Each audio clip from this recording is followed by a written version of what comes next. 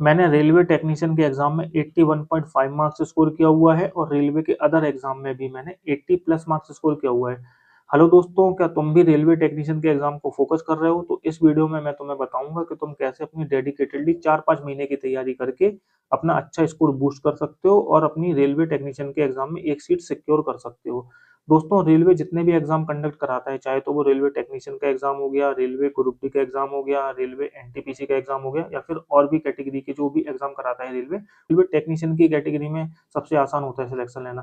ऐसा क्यों? क्योंकि इसमें एक तो आपकी डिजायरेबल क्वालिफिकेशन मांगी जाती है, आईटीआई। तो आईटीआई हर किसी के पास रहती नहीं है, तो आधा कॉम्पिटिशन आपका वैसे ही कम हो जाता है। और दूसरा इसमें क्या रहता है कि आपका एक सिंगल स्टेज एग्जाम होता है। बस आपको एक सिंगल स्टेज एग्जाम देना है, उसके बाद आपका डीबी और मेडिकल होके आपका फाइनल ज्वाइनिंग हो जाती है। अगर आप डेडिकेटेडली तैयारी कर लेते हैं 4-5 महीने सही स्ट्रेटेजी से, सही रणनीति से और सही डायरेक्शन में अगर आप तैयारी कर लेते हैं, तो आपका 100% सिलेक्शन हो जाएगा 5-6 महीने की तैयारी में भी। 5-6 महीने भी पर्याप्त होते हैं अगर आप बिल्कुल बिगिनर से तैयारी कर रहे हैं तो। तो इस वीडियो में हम लोग यही बात करेंगे कि आपको कैसे-कैसे चीज़ों को आगे लेके जाना है, कैस क्या आपका रोड मैप रहेगा, क्या आपकी स्ट्रेटेजी रहेगी कि जिससे आप सही डायरेक्शन में तैयारी करें। दोस्तों, तैयारी तो बहुत लोग करते हैं, लेकिन डायरेक्शन सही होना बहुत ज़रूरी है। अगर आप रेलवे टेक्नीशियन के एग्जाम को फोकस कर रहे हैं, तो आपको उसके अकॉर्डिंग तैयारी करनी पड़ेगी। इस वीडियो में मैं आपको यही बताऊंगा कि आपको किस प्रकार से सही डायरेक्शन में तैयारी करनी है, जिससे कि आप कम समय में अपना अच्छा आउटपुट ले सकें। तो आपको पता होना चाहिए कि इसमें 4 सब्जेक्ट आते हैं मेजरली।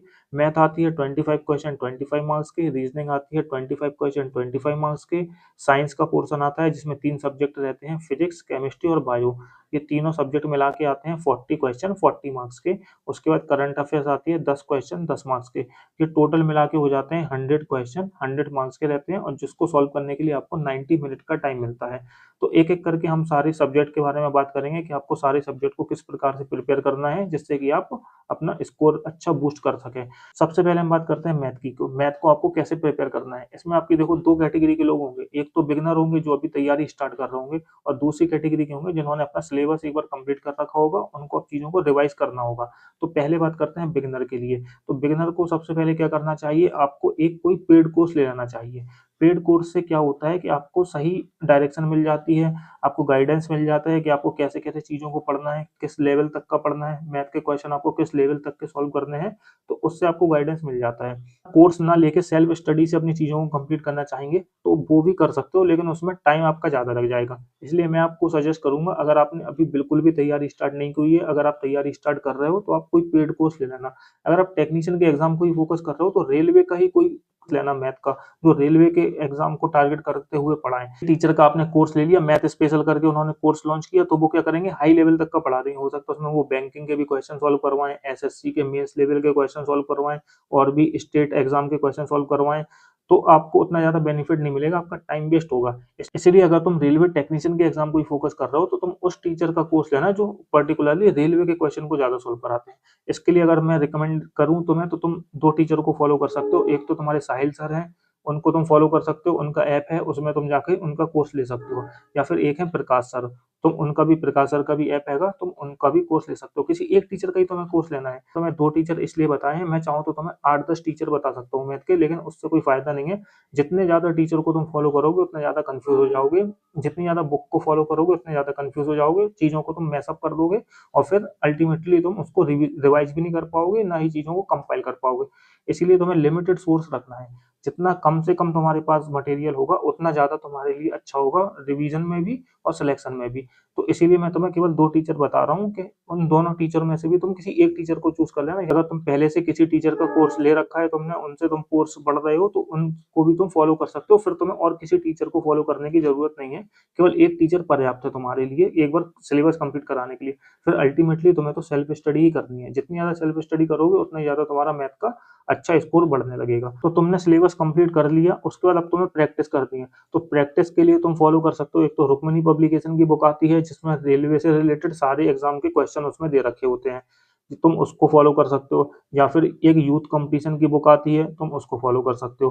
किरण पब्लिकेशन की बुक आती है, तुम उसको फॉलो कर सकते हो। मैंने तुम्हें 3 बुक बता दी, लेकिन तुम्हें किसी एक बुक को फॉलो करना है, क्योंकि तीनों बुकों में प्रीवियस ईयर की क्वेश्चन है, इसीलिए तीनों बुकों को लेने की जरूरत नहीं है। ये तो गई तुम्हारी ऑफलाइन प्रैक्टिस की बात। ऑफलाइन प्रैक्टिस तुम कर लोगे बुक से। अब बात करते हैं ऑनलाइन प्रैक्टिस की, क्योंकि एग्जाम तुम्हारा ऑनलाइन होना है, इसलिए ऑनलाइन प्रैक्टिस बहुत जरूरी है। तो ऑनलाइन प्रैक्टिस के लिए तुम सब्सक्रिप्शन ले सकते हो टेक्स्ट बुक का। टेक्स्ट बुक का तुम सब्सक्रिप्शन ले लोगे, उसमें उन्होंने अलग से फ़ोल्डर बना रखे हैं। जैसे कि रेलवे में जितने भी एग्ज़ाम हुए हैं, उसमें मैथ के जितने भी क्वेश्चन आ रखे हैं, उन्होंने एक अलग फ़ोल्डर बना रखा है, रेलवे एग्ज़ाम मैथ करके। उसमें तुम जाकर मैथ के क्वेश्चन को सॉल्व कर सकते हो। वो क्वेश्चन को तुम्हें किस प्रकार से सॉल्व करना है, वो अभी आगे वीडियो में मैं तुम्हें बताऊँगा। अभी मैंने तुम्हें बता दिया कि तुम्हें ऑनलाइन कैसे प्रैक्टिस करनी है, ऑफलाइन कैसे प्रैक्टिस करनी है, सिलेबस तुम्हें कहाँ से कंप्लीट करना है, ये सारी चीज़ें मैंने तुम्हें बेसिक चीज़ें बता दी हैं। सिलेबस कंप्लीट करने के बाद तुम्हें नोट्स बनाना बहुत ज़रूरी है, क्योंकि जब तक तुम अपने हैंड रिटन नोट्स तुम्हारे नहीं रहेंगे, तो तुम एग्ज़ाम टाइम में रिवाइज़ नहीं कर पाओगे। या तो तुम खुद नोट्स बना लो, नहीं तो आजकल जहाँ से तुम पेड कोर्स लोगे, हो सकता है वो हैंड रिटन नोट्स भी तुम्हें प्रोवाइड करवा दें, तो तुम उनकी भी प्रिंट आउट निकलवा के हार्ड कॉपी में तुम्हारे पास रहने चाहिए, जिससे कि एग्ज़ाम टाइम में तुम उसको रिवाइज़ कर सको नोट्स को। ये बहुत ज़रूरी है।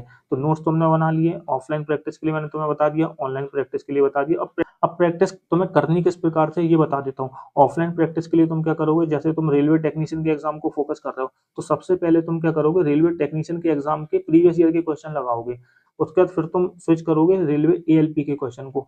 एएलपी में जो सीबीटी 1 में और जो सीबीटी 2 में जो क्वेश्चन आए हुए होंगे, तुम उनको सॉल्व कर लोगे। उसके बाद फिर तुम स्विच करोगे रेलवे ग्रुप डी के क्वेश्चन को।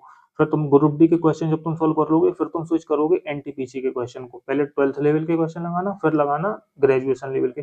तुम इसी ऑर्डर में फॉलो करना, पहले लगाना टेक्नीशियन के, फिर लगाना एएलपी के, फिर लगाना ग्रुप डी के। उसके बाद फिर तुम्हारे पास टाइम बचे तो एनटीपीसी के लगा लेना, नहीं तो तुम एएलपी, टेक्नीशियन और ग्रुप डी के भी अगर तुम क्वेश्चन लगा लेते हो, तो तुम्हारे लिए मोर देन सफिशिएंट है। इतनी अगर तुम क्वेश्चन लगा लोगे, तो तुम्हारे अच्छा खासा स्कोर आ जाएगा। 25 में से तुम 22-23 क्वेश्चन आसानी से कर लोगे। ऑफलाइन तुम्हारी प्रैक्टिस बुक से हो जाएगी। अब तुम्हें कम से कम डेली के 100 क्वेश्चन सॉल्व करने हैं। 100 क्वेश्चन तुम कैसे सॉल्व करोगे, जब तुम देखोगे बुक में, तुम देखोगे या फिर तुम्हारे पास जो सिलेबस होगा, नोटिफिकेशन में से तुमने सिलेबस डाउनलोड कर रखा होगा, तो तुम देखोगे लगभग 22-23 टॉपिक है मैथ के। तो 22-23 टॉपिक जब तुम्हारे मैथ के तुम्हारे पास आ जाएंगे, तो तुम डेली के जब 100 क्वेश्चन सॉल्व करोगे, तुम 100 क्वेश्चन कैसे सॉल्व करोगे, जब तुम सिलेबस देखोगे अपना, तो सिलेबस में तुम देखोगे 22-23 टॉपिक हैं लगभग मैथ के। तो तुम डेली के कोई 5 टॉपिक उठा लोगे। शुरू के तुमने 5 टॉपिक उठा लिए, हर 5 टॉपिक के तुम 20-20 क्वेश्चन सॉल्व करोगे। एग्जाम्पल के लिए परसेंटेज के 20 क्वेश्चन सॉल्व कर लिए तुमने उसी दिन, प्रॉफिट लॉस के सॉल्व कर लिए, सीआईएसआई के सॉल्व कर लिए, पार्टनरशिप के सॉल्व कर लिए, एवरेज के सॉल्व कर लिए। इस प्रकार से तुम्हारे 5 टॉपिक हो गए। 5 टॉपिक के तुमने 20-20 क्वेश्चन सॉल्व किए, तो तुम्हारे 100 क्वेश्चन हो गए। अब तुम अगले दिन क्या करोगे, अगले दिन तुम अगले 5 टॉपिक के क्वेश्चन सॉल्व करोगे। फिर अगले दिन तुम अगले 5 टॉपिक के क्वेश्चन सॉल्व करोगे। ये साइकिल तुम्हारी चलती रहेगी। जब तुम इस प्रकार से तुम प्रैक्टिस करोगे, तो तुम्हारा बहुत जल्दी रिवीजन भी होगा और सारे टॉपिक तुम्हारे टच में रहेंगे। ये सबसे अच्छा तरीका होता है कि चैप्टर वाइज प्रैक्टिस ना करके मिक्स्ड प्रैक्टिस करोगे। जितनी ज्यादा मिक्स्ड प्रैक्टिस करोगे, तो उतना ज्यादा तुम्हें फायदा होगा, क्योंकि एग्जाम में तो तुम्हारे मिक्स्ड क्वेश्चन आएंगे ना, चैप्टर वाइज तो क्वेश्चन आएंगे नहीं, इससे तुम्हें ज्यादा फायदा होगा। ऑफलाइन प्रैक्टिस तुमने ऐसे कर ली। उसके बाद फिर तुम ऑनलाइन प्रैक्टिस कैसे करोगे। ऑनलाइन प्रैक्टिस के लिए मैंने तुम्हें बताया कि जब तुम टेक्स्ट बुक पर जाओगे, तो अलग से फोल्डर बना हुआ है रेलवे एग्जाम के लिए। तो उसमें उन्होंने अलग से कैटेगरी वाइज डिवाइड कर रखा है कि ग्रुप डी के अलग क्वेश्चन है, एएलपी के अलग क्वेश्चन है, टेक्नीशियन के अलग क्वेश्चन है। तो अगर तुम टेक्नीशियन के एग्जाम को फोकस कर रहे हो, तो सबसे पहले तुम सॉल्व करोगे टेक्नीशियन के क्वेश्चन को।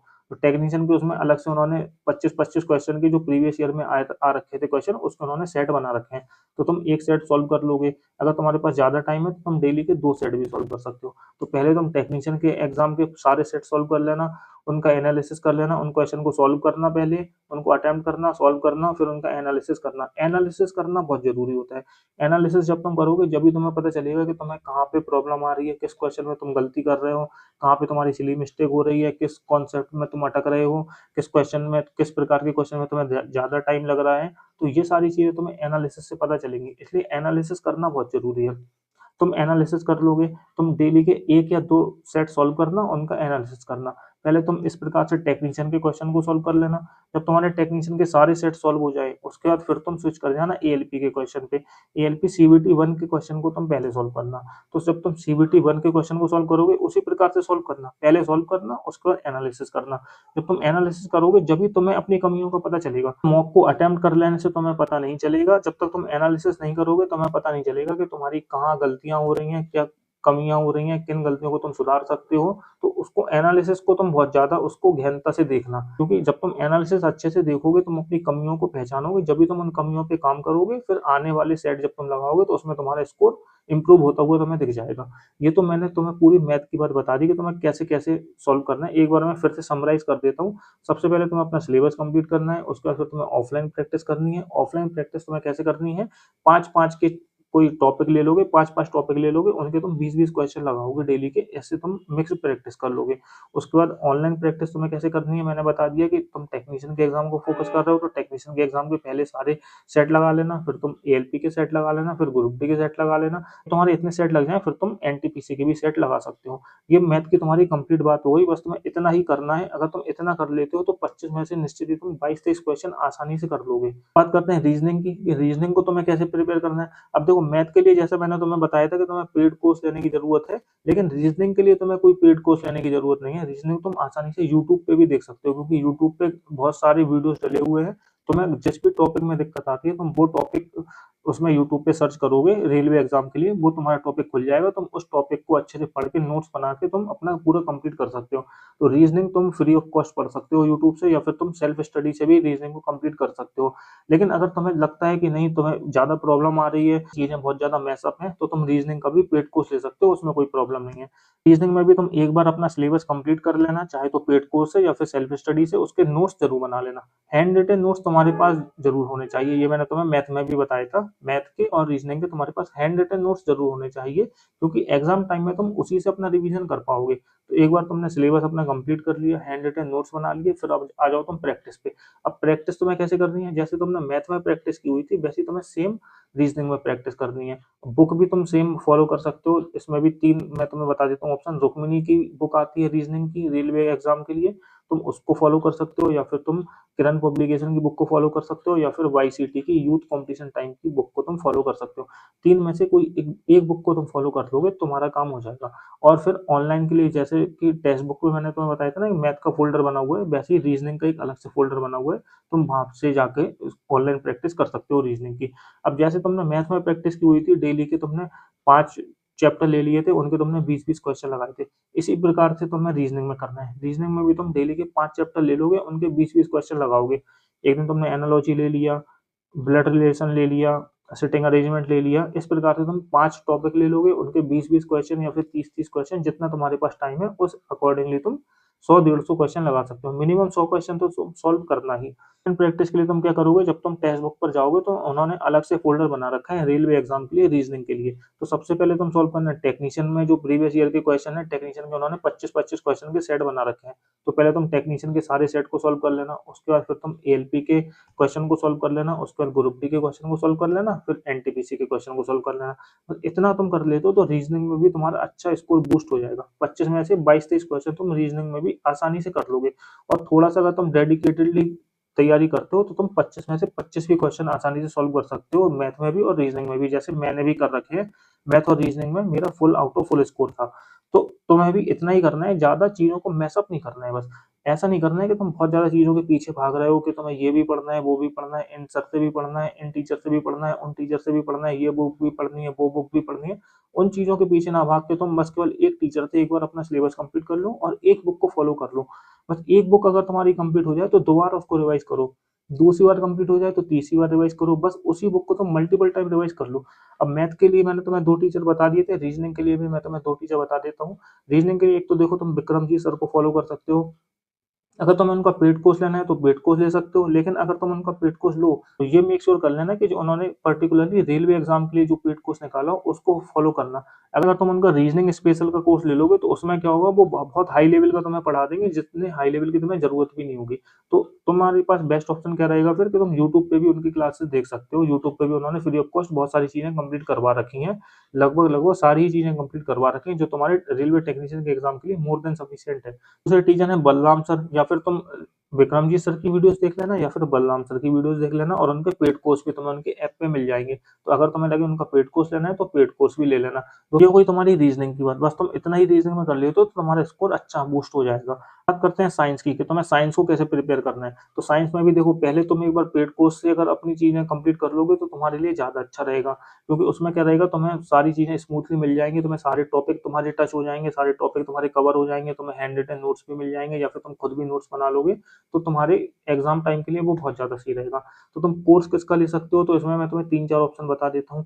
एक तो देखो तुम साइंस मैग्नेट करके सर है नीरज सर, उनका तुम कोर्स एक बार रिकमेंड कर सकते हो। पहले उनके यूट्यूब पे तुम क्लासेस देख लेना, अगर तुम्हारी ट्यूनिंग मैच हो तो तुम उनका कोर्स ले सकते हो। या फिर राधिका मैम है एक, तुम उनसे भी पढ़ सकते हो, या फिर परमार सर का भी तुम ले सकते हो साइंस का बैच। तो तुम ये 2-3 टीचर मैंने तुम्हें बता दिए। हालाँकि देखो टीचर मैं तुम्हें 8-10 बता सकता हूँ, लेकिन उसका कोई फ़ायदा नहीं है, तुम और ज़्यादा कन्फ्यूज़ हो जाओगे। इसलिए मैंने 2-3 टीचर तुम्हें बता दिए, तुम उन 2-3 टीचर में से ही अपना चूज़ कर लेना, या फिर अगर तुम पहले से किसी का तुमने कोर्स ले रखा है, तो तुम उनसे भी कंप्लीट कर लोगे, तो कोई ज़्यादा उसमें इश्यू नहीं है। बस तुम्हें चीज़ें समझ में आनी चाहिए, बस तुम्हारा एक बार सिलेबस कंप्लीट ऐसा होना चाहिए कि तुम्हें चीज़ें समझ में आ जाएँ। बस टीचर कोई भी हो, सिलेबस कहीं से भी कंप्लीट करो, उससे कोई फ़र्क नहीं पड़ता। बस तुमने एक बार अपना सिलेबस कंप्लीट कर लिया, अब तुम्हें रिवीजन करना है। रिवीजन के लिए भी देखो सेम है, जैसे तुम ऑफलाइन प्रैक्टिस करोगे, ऑनलाइन प्रैक्टिस करोगे। ऑफलाइन के लिए तुम वाईसीटी की बुक को रेफर कर सकते हो, या फिर करंट पब्लिकेशन की बुक को रेफर कर सकते हो। इन 2 बुक में से तुम किसी एक बुक को ले लेना, उससे तुम्हारी प्रैक्टिस हो जाएगी, ऑफलाइन प्रैक्टिस। क्योंकि देखो थ्योरी पढ़ना अलग बात है, और उसकी प्रैक्टिस करना बहुत ज़रूरी है। जब तक तुम साइंस के क्वेश्चन को सॉल्व नहीं करोगे एमसीक्यूज़ फॉर्म में, तो तुम एग्ज़ाम में उसको इम्प्लीमेंट नहीं कर पाओगे चीज़ों को। उसके अलावा तुम्हें जो साइंस है, तुम्हें साइंस एनसीईआरटी से ज़रूर पढ़नी पड़ेगी। इसलिए तुम 9th क्लास की एनसीईआरटी और 10th क्लास की एनसीईआरटी ज़रूर ले लेना, या फिर उसकी पीडीएफ तुम्हें मिल जाएगी नेट पे। अगर ना मिले तो तुम मेरे टेलीग्राम चैनल को जॉइन कर लेना। जितनी भी बुकें मैंने तुम्हें बताई हैं, उन सब की फ्री ऑफ कॉस्ट पीडीएफ मेरे टेलीग्राम चैनल पर मिल जाएगी। चाहे तो वो मैथ की बुक हो, या फिर रीजनिंग की बुक हो, या फिर साइंस की बुक हो, कोई सी भी बुक हो, तुम्हें मेरे टेलीग्राम चैनल पर वो फ्री ऑफ कॉस्ट मिल जाएगी। तो तुम उसको जरूर ज्वाइन कर लेना टेलीग्राम चैनल को। तो साइंस के लिए मैंने तुम्हें बता रहा था कि तुम्हें एनसीईआरटी की बुक को जरूर तुम्हें फॉलो करना है, क्योंकि रेलवे के एग्जाम में डायरेक्ट एनसीईआरटी से क्वेश्चन आते हैं। तो तुम 9th क्लास की एनसीईआरटी और 10th क्लास की एनसीईआरटी को तुम जरूर रेफर करना। बस तुम इतना कर लेना, एक बार तुमने अपने टीचर से कोई कोर्स लेके तुमने हैंड रिटन अपने नोट्स बना लिए, उस नोट्स को रिवाइज करते रहो। उसके बाद तुमने एनसीईआरटी की बुक को रेफर कर लिया, उस बुक में से तुम 2-2 3-3 चैप्टर पढ़ते रहो। तो मैंने तुम्हें बुक बताई थी वाईसीटी या फिर किरण पब्लिकेशन की, उससे तुम अपनी क्वेश्चन को सॉल्व करते रहो। और ऑनलाइन प्रैक्टिस के लिए मैंने तुम्हें बताया था, जैसे कि मैथ और रीजनिंग के लिए था, वैसे ही तुम्हारा साइंस का एक अलग से उसमें पोर्शन बना हुआ है टेक्स्ट बुक पे, तुम वहां से साइंस के क्वेश्चन को भी सॉल्व कर सकते हो। ऑनलाइन प्रैक्टिस के लिए मैंने तुम्हें एक तो टेक्स्ट बुक बता दिया, और दूसरा ऐप अगर तुम और ज़्यादा फॉलो करना चाहो, तुम्हें और ज़्यादा वेरिएशन चाहिए, तो तुम अब सर का ऐप है सिलेक्शन पे करके, तुम उसको भी डाउनलोड कर सकते हो। उसमें भी काफ़ी सारी चीज़ें फ्री ऑफ कॉस्ट हैं। काफ़ी सारे सेक्शनल टेक्स्ट मिल जाएंगे तुम्हें, काफ़ी सारे प्रीवियस ईयर के क्वेश्चन मिल जाएंगे, प्रीवियस ईयर के क्वेश्चन पेपर मॉक फॉर्म में तुम्हें मिल जाएंगे, तो तुम उसको भी फॉलो कर सकते हो। हालांकि अगर तुम एक को भी फॉलो करते हो, टेक्स्ट बुक को अकेला फॉलो करते हो, तो तुम्हारे लिए मोर देन सफिशिएंट है। लेकिन अगर तुम्हें ज़्यादा एक्सपोजर चाहिए, तो मैंने तुम्हें एक दूसरा ऑप्शन बता दिया है, तुम उनको भी फॉलो कर सकते हो। तो ये हो गया तुम्हारा साइंस का। बस तुम्हें इतना करना है, एक बार अपने नोट्स बना लेना, नोट्स बना के रिवाइज कर लेना, चीज़ों को पढ़ लेना एक किसी टीचर से। उसके बाद फिर तुम एक बार एनसीईआरटी की बुक को जरूर रेफर कर लेना, और फिर अपनी प्रैक्टिस करते रहना। ऑनलाइन बुक से प्रैक्टिस करते रहना और ऑनलाइन ऐप से प्रैक्टिस करते रहना। साइंस का तुम्हारा हो गया। अब बात करते हैं करंट अफेयर्स की। इसमें देखो 10 क्वेश्चन आते हैं करंट अफेयर्स के। अब तुम्हें करंट अफेयर्स अभी से पढ़ने की कोई जरूरत नहीं है। जब तुम्हारे एग्जाम की कोई डेट तुम्हें पता चल जाए कि हाँ 2 महीने बाद एग्जाम है, 3 महीने बाद एग्जाम है, कम से कम तुम्हें 1.5-2 महीने पहले तो पता चलेगा ही चलेगा कि तुम्हारा एग्जाम कब है।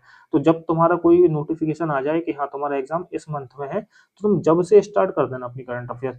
जब भी तुम्हारा नोटिफिकेशन आए, उससे तुम 3-4 महीने पुरानी करंट अफेयर्स पढ़ लेना, और जब तक तुम्हारा एग्जाम हो, तो उस वहां तक की तुम करंट अफेयर्स पढ़ लेना बस। मतलब कि जिस जिस डेट पे या फिर जिस मंथ में तुम्हारा एग्जाम हो, उस मंथ से तुम लास्ट के 6 मंथ की करंट अफेयर्स पढ़ लोगे, तो तुम्हारे लिए मोर देन सफिशिएंट है। अब करंट अफेयर तुम अभी मत पढ़ो, जब तुम्हारी एग्जाम डेट आए जब पढ़ना। और करंट अफेयर तुम कहाँ से पढ़ना, तो तुम यूट्यूब पे सर्च करोगे, मंथली वीडियोस तुम्हें बहुत सारी मिल जाएंगी। अगर मैं तुम्हें रिकमेंड करूँ, तो कुमार गौरव सर अपनी मंथली वीडियोस बताते हैं, तो उनकी मंथली वीडियोस को तुम एक बार फॉलो कर लेना, तो तुम्हारी करंट अफेयर वहां से कंप्लीट हो जाएगी। और अगर बुक की बात करें कि करंट अफेयर्स बुक से तुम्हें कैसे पढ़नी है, तो स्पीडी की बुक आती है मार्केट में, तो स्पीडी की बुक ले आना, उससे तुम अपनी प्रैक्टिस कर सकते हो, रिवीजन कर सकते हो करंट अफेयर्स का। और अगर तुम्हें बुक नहीं लानी है, हार्ड कॉपी में नहीं लानी होगा, तुम्हें पीडीएफ चाहिए, तो वही गगन प्रताप सर का ऐप हैगा सिलेक्शन वे करके, उसमें वो हर मंथ की पीडीएफ डालते हैं करंट अफेयर्स की, तो तुम वहां से भी free of cost current affairs complete कर सकते हो। ये मैंने तुम्हें चारों सब्जेक्ट बता दिए। मैथ तुम्हें कैसे प्रिपेयर करना है, रीजनिंग तुम्हें कैसे प्रिपेयर करना है, साइंस तुम्हें कहाँ से पढ़नी है, करंट अफेयर्स तुम्हें कैसे पढ़नी है, कितना पढ़ना है, ये मैंने तुम्हें चारों सब्जेक्ट बता दिए। अब से मॉक टेस्ट की, तुम्हें मॉक टेस्ट कब से देना स्टार्ट कर देना चाहिए। दोस्तों, अगर तुमने एक बार अपना सिलेबस कंप्लीट कर रखा है, अब तुम चीजों को रिवाइज कर रहे हो, तो तुम्हें डेली के कम से कम एक मॉक तो देना ही चाहिए। अभी से तुम अपना एक मॉक देना स्टार्ट कर दो। लेकिन अगर अभी तुम बिगिनर स्टेज में हो, तुम्हारा भी सिलेबस कंप्लीट नहीं हुआ है, तो तुम क्या करो कि अपना 40-50% पहले सिलेबस कंप्लीट कर लो, उसके बाद फिर तुम मॉक टेस्ट देना स्टार्ट कर देना। अभी तुम शुरुआत में तुम क्या करना कि हफ्ते में तुम 3 मॉक देना, अल्टरनेट डे पे मॉक देना। या फिर हफ्ते में 2 मॉक देना। 2 मॉक भी अगर तुम दोगे हफ्ते में तो भी मोर देन सफिशिएंट होगा। एक मॉक पहले दिन एक मॉक दे देना, अगले दिन उसका एनालिसिस कर लेना, फिर एक दिन छोड़ के फिर मॉक दे देना, फिर अगले दिन उसका एनालिसिस कर लेना, ऐसा कर लेना। लेकिन जैसे-जैसे तुम्हारा सिलेबस कंप्लीट होता जाए तो उन फ्रीक्वेंसी तुम बढ़ाते जाना। जब तुम्हारा सिलेबस 80-90% हो जाए तो कम से कम तुम्हें 3-4 मॉक तो देने ही हैं हफ्ते के। एक दिन मॉक देना, फिर अगले दिन उसका एनालिसिस कर लेना, फिर अगले दिन मॉक देना, फिर अगले दिन उसका एनालिसिस कर लेना। इस प्रकार से तुम्हें मॉक टेस्ट देने हैं। मॉक टेस्ट भी तुम्हें कैसे देने हैं, कौन से देने हैं, तो जैसे तुम रेलवे टेक्नीशियन के एग्जाम की तैयारी कर रहे हो, तो रेलवे टेक्नीशियन के जो तुम्हें प्रीवियस ईयर के सेट मिल जाएंगे, तुम उनको पहले सॉल्व करना। पहले तुमने रेलवे टेक्नीशियन के पूरे सेट को सॉल्व कर लिया, फिर रेलवे के जो अदर एग्जाम है उनके सेट को सॉल्व करना, और फिर उसके बाद फिर जो मॉडल पेपर आते हैं, फिर तुम मॉडल पेपर को सबसे बाद में सॉल्व करना। पहले तुम प्रीवियस ईयर के क्वेश्चन को सॉल्व करना, फिर उसके बाद फिर तुम मॉडल पेपर को सॉल्व करना। ये तुम्हारे मॉक टेस्ट देने का तरीका हो गया। और मॉक टेस्ट तुम केवल ऑनलाइन ही देना, ऑफलाइन मॉक टेस्ट मत देना, क्योंकि तुम्हारा एग्जाम ऑनलाइन होना है, इसलिए ऑनलाइन मॉक टेस्ट देना तुम्हारे लिए ज़्यादा फायदेमंद होगा। दोस्तों, ये मॉक टेस्ट की बात हो गई। बस तुम इतना कर लेते हो तो निश्चित ही तुम्हारा स्कोर 80-85 आने से कोई नहीं रोक सकता। बस जैसा-जैसा मैंने तुम्हें बताया है, बस तुम्हें उसको डेडिकेटेडली फॉलो करना होगा। दोस्तों, अगर तुम्हारा फिर भी कोई डाउट रह जाता है तो तुम कमेंट में पूछ लेना, तो मैं तुम्हें बता दूँगा। और अगर वीडियो हेल्पफुल लगी हो तो वीडियो को लाइक कर देना और मेरे चैनल को सब्सक्राइब जरूर कर लेना।